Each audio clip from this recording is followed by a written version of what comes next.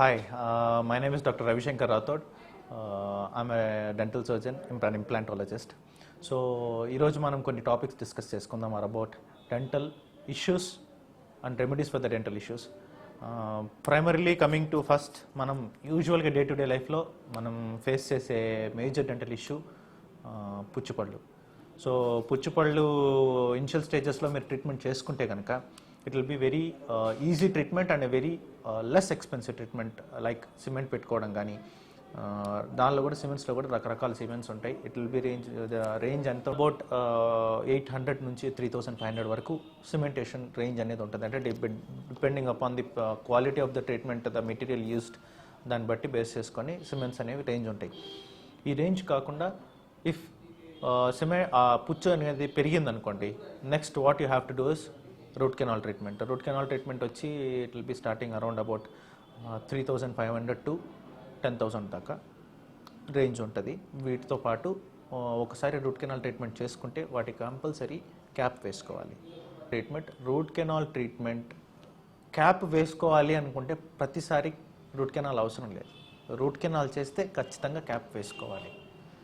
చాలామంది చాలా చోట్ల చెప్తున్న విషయం ఏంటంటే క్యాప్ వేసుకునే ముందు ఖచ్చితంగా రూట్ కెనాల్ చేయాలంటే అంటున్నారు. అది అబద్ధం. ఒక్కొక్కసారి రూట్ కెనాల్ చేయని పంటికి కూడా క్యాప్ వేయాల్సిన సిచ్యువేషన్స్ వస్తాయి. సో రూట్ కెనాల్ వేరు, సపరేట్ క్యాప్ వేరు. రూట్ కెనాల్ చేసుకుంటే క్యాప్ వేసుకోవాలి, కానీ క్యాప్ వేయాలి అంటే ఖచ్చితంగా రూట్ కెనాల్ చేయాలని లేదు. చేయొచ్చు, చేయకపోవచ్చు, depend upon the situation, how the tooth is అనే దాని మీద ఆధారపడి ఉంటుంది. తర్వాత యూజువల్గా వచ్చే కేసెస్ ఏముంటాయంటే జ్ఞానదంతం వచ్చినప్పుడు కొన్నిసార్లు తీసేయాల్సి వస్తుంది, కొన్నిసార్లు తీయాల్సిన అవసరం రాకపోవచ్చు. ఎందుకు అంటే జ్ఞానదంతం కనుక కరెక్ట్గా రావాల్సిన పొజిషన్లో రాకుండా ముందుకు వంగడం కానీ, వెనక్కి వంగడం కానీ, సైడ్కి ఎక్కడన్నా వస్తే జ్ఞానదంతం తీసేయాల్సి వస్తుంది. లేదు, జ్ఞానదంతం ఒక్కసారి బయటకు వచ్చేటప్పుడు ప్రతి ఒక్కరికి నొప్పి వస్తుంది. ఆ నొప్పి వచ్చినంత మాత్రాన పన్ను తీసేయాలనేమీ లేదు. ఒకవేళ అది కరెక్ట్ పొజిషన్లోకి వస్తే దాన్ని అలా వదిలేయచ్చు చక్కగా. కొంతమందిలో అసలు జ్ఞానదంతమే రాదు. ఇదొకటి. తర్వాత ఎత్తుపళ్ళు ఉన్న, పళ్ళ మధ్యలో గ్యాపులు ఉన్న, వీటి కోసం ఉన్న ట్రీట్మెంట్స్ ఏవైనా ఉన్నాయి అని అంటే క్లిప్స్ వేసుకోవడం. క్లిప్స్లో కూడా రకరకాల క్లిప్స్ ఉన్నాయి. క్లిప్ ట్రీట్మెంట్ అనేది ఒక 30-35 వేల నుంచి మొదలైతే 1,50,000 వరకు క్లిప్ ట్రీట్మెంట్ ఉంటుంది. ఇది కాకుండా అలైనర్స్ అని కొత్తగా వచ్చినాయి. కంటికి కనపడకుండా క్లియర్గా ఉంటుంది.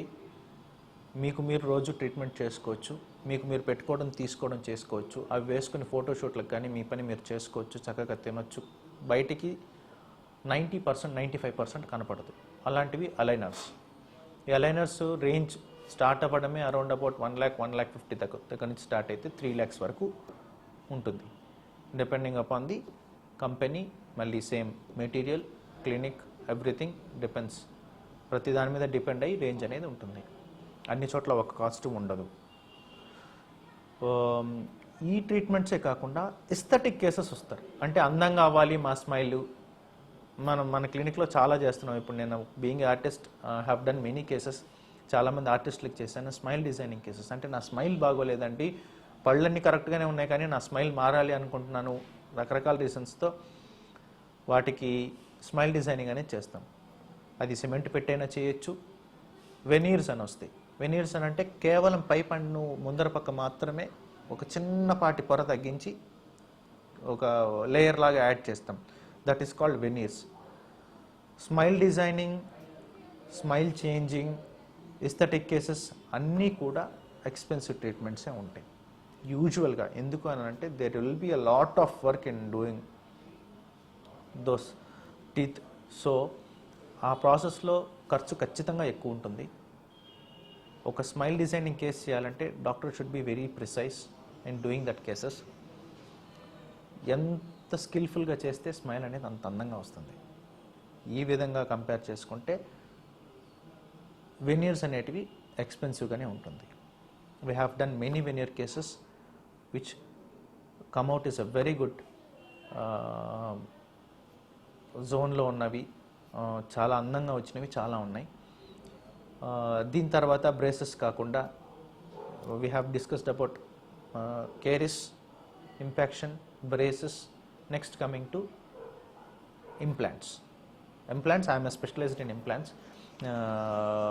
ఇంప్లాంట్స్ అనేటివి ఏంటి అని అంటే క్యాప్ వేస్తారు, అంటే బ్రిడ్జ్ అంటారు అనమాట. ఒక పన్ను లేకపోతే దాని ముందర పన్ను వెనక పన్ను కట్ చేసి అరగతీసి మూడుకి కలిపి క్యాప్ వేస్తారు. That is called bridge. 3 కావచ్చు, 4 కావచ్చు, 5 కావచ్చు. ఒక పన్ను లేకపోతే ముందరు వెనక పళ్ళు అరగతీసి సపోర్ట్ తీసుకొని వేసేదాన్ని క్యాప్స్ అంటారు ఆర్ బ్రిడ్జెస్ అంటారు. ఈ బ్రిడ్జెస్ కాకుండా పక్క పంటిని డిస్టర్బ్ చేయకుండా ఎక్కడైతే పన్ను పోయిందో అక్కడ మాత్రమే ఒక ఇంప్లాంట్, అంటే వాడుక భాషలో చెప్పాలంటే స్క్రూ లాంటిది వేసుకుని దాన్ని సపోర్ట్ తీసుకొని పళ్ళు కట్టుకోవడం ఇంప్లాంట్ అని అంటారు. అది కూడా ఇంప్లాంట్ రేంజెస్ ఫ్రమ్ 20,000 to 50,000 దాకా each implant with cap charges చేస్తారు. ఇది range depending upon the implant system you're using. ఒక్కొక్క ఇంప్లాంట్ సిస్టమ్ ఒక్కొక్కలా ఉంటుంది, ఒక్కొక్క ప్రైస్ ట్యాగ్ అనేది ఉంటుంది. కాబట్టి దానికి తగ్గట్టు ఇంప్లాంట్స్ వేస్ట్ చేస్తాం. Now the implants are in boom. ఇప్పుడు వచ్చిన అడ్వాన్స్డ్ టెక్నాలజీలో ఇంప్లాంట్స్ కూడా ఒకటి. చాలా చక్కటి ట్రీట్మెంటు. ముందర పన్ను వెనక పన్ను అరగతీయకుండానే చక్కగా మీ పోయిన పళ్ళని కట్టుకోవచ్చు. అలాంటి సిస్టమ్ అనేది ఇంప్లాంట్లోనే కుదురుతుంది. ఇవి కాకుండా డే టు డే లైఫ్లో కామన్గా మన క్లినిక్ వచ్చే సర్జికల్ కేసెస్లో flap surgeries one of the best treatments which we're doing for preserving the gums. అంటే చిగుర్ల వాపు వ్యాధి కానీ అలాంటి వ్యాధులు, చిగుర్లలో ప్రాబ్లం ఉండడం కానీ, బోన్ లాస్ ఉండడం కానీ, ఇట్లాంటి వాటి కేసెస్లో ఫస్ట్ ఫ్లాప్ సర్జరీ చేస్తాం. ఎందుకనంటే ఏవైతే ఇన్ఫెక్టెడ్ చిగురు అయితే ఉందో దాన్ని మొత్తం తీసేసి ఫ్రెష్గా మొత్తం అంతా స్కేలింగ్ చేసి పళ్ళను క్లీన్ చేసి మళ్ళీ suture the gums together. So దీనివల్ల ఏమవుతుందనంటే మీకు గమ్ రెసిషన్ కానీ బోన్ రిజార్ప్షన్ కానీ తగ్గుతుంది. దీనివల్ల మీకు ఇన్ఫెక్షన్ ఫర్దర్గా స్ప్రెడ్ అవ్వకుండా చక్కగా ఉంటుంది. ఇది కూడా అరౌండ్ అబౌట్ మీకు 15,000 నుంచి స్టార్ట్ అవ్వచ్చు. It will be costing around about 40,000 to 45,000 for the whole mouth. Full మౌత్కి ఉంటుంది. పార్షియల్గా చేస్తారు, కంప్లీట్గా చేస్తారు, depending upon the condition of the patient. అది ఇంకొకటి, కోవిడ్ సిచ్యువేషన్లో, ఇప్పుడున్న కోవిడ్ సిచ్యువేషన్లో after getting treated for Covid క్లినిక్కి హైపర్ సెన్సిటివిటీ కేసెస్ ఎక్కువైనాయి. అంటే పళ్ళు జిల్లనడం కానీ, ఫ్రీక్వెంట్గా పళ్ళు నొప్పి రావడం కానీ, weakened bone with weakened gums ఇవన్నీ ఉంటున్నాయి. ఇవన్నీ కూడా due to the high steroidal use during the treatment of the corona. వాటిలో వాడే డ్రగ్స్ కానీ ఇవన్నీ కూడా ఏమవుతున్నాయనంటే they are showing lot of impact on dental structures. So ఇలాంటి కేసెస్లో you take proper measures. Hygiene maintain చేయండి చక్కగా. హైజీన్ మెయింటైన్ చేసి ఎక్కడ కానీ మీకు ఒక ప్రాబ్లం వస్తోంది అని అనుకున్నప్పుడు వెంటనే consult a dentist and get it done as soon as possible. Don't delay the thing. చిన్నదే కదా, రేపు చూసుకుందాం, ఎల్లుండి చూసుకుందాం అని అనుకోకుండా, చిన్న పుచ్చున్నా పేద సర్జికల్గా ఏ ప్రాసెస్ ఉన్నా ప్రతిదీ చక్కగా ఒక డెంటిస్ట్కి చూపించుకొని చిన్నదిగా ఉన్నప్పుడే చేయించుకున్నానంటే మీకు ఖర్చు కూడా చాలా తక్కువలో అయిపోతుంది. నెగ్లెక్ట్ చేస్తే 1కి 2 అవుతుందే కానీ ఎప్పుడు ఖర్చు తగ్గదు. So never look after financial things when you're coming to health. చూసుకోవాల్సింది ఒకటే, చిన్నదిగా ఉన్నప్పుడు చేయించుకోండి. మీరు ఫినాన్షియల్గాను కంఫర్టబుల్ జోన్లో ఉంటారు, ఖర్చు విషయంలో తగ్గుతుంది, మీకు ట్రీట్మెంట్ అయినట్టు ఉంటుంది, ప్రతిదీ మీకు ప్రాబ్లం లేకుండా సాల్వ్ చేయడానికి ట్రై చేస్తారు డాక్టర్స్. మొత్తం మనం బాగా బ్యాడ్ అయిపోయిన తర్వాత డాక్టర్ దగ్గరికి వెళ్ళినా కూడా డాక్టర్ కూడా ఏం చేయలేరు. బ్రష్ ట్వైస్ ఏ డే. ఫ్లాస్ అనేది చూడండి, ఇప్పుడు మార్కెట్లో వాటర్ ఫ్లాస్ కూడా ఉంటాయి. అంటే వాటర్ జెట్లాగా వస్తున్నాయి, వాటితో క్లీన్ చేసుకోవచ్చు. మీరు తాడు పెట్టి క్లీన్ చేసుకోవాల్సిన అవసరం లేకుండా వాటర్ ఫ్లాస్తో క్లీన్ చేసుకోవచ్చు. మంచి డైట్ తీసుకోండి. తిన్న ప్రతిసారి నోరు పొక్కలించుకోవడం, బ్రష్ చేసుకోవడం, మౌత్ వాష్ వాడటం, ఇలాంటివన్నీ చేశారంటే మీ ఓరల్ హైజీన్ అనేది బాగుంటుంది. Will be good with dental health. Thank you.